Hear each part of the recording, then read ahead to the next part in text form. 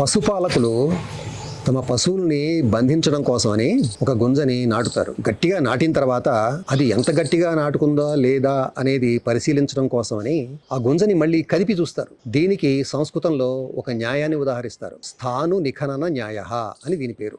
దీన్ని అర్థమయ్యేట్టుగా చెప్పాలంటే, గురువుగారు శిష్యుడికి జ్ఞానము ప్రసాదించిన తర్వాత ఆ జ్ఞానము ఎంత అర్థవంతంగా శిష్యుడు అర్థం చేసుకున్నాడో పరిశీలించడం కోసమని తన శిష్యుడిని మళ్ళా కదిపి చూస్తాడు. ఏ రకంగా అంటే, కావాలని శిష్యునితో తప్పుగా వాదన చేస్తాడు. ఎప్పుడైతే శిష్యుడు తన వాదన మీద తాను నిలబడి, గురువుగారు మీరు చెప్తున్నది తప్పు, నేను చెప్తున్నది సరైనది అని గురువుని ఎదిరించైనా సరే తన వాదనని నెగ్గించుకోవడానికి ప్రయత్నిస్తాడో, అప్పుడు ఆ గురువు పూర్తిగా సంతృప్తి చెందుతాడు. నేను ప్రసాదించిన జ్ఞానము ఈ శిష్యునిలో బలంగా నాటుకుంది అని. మీకు అర్థమైందా?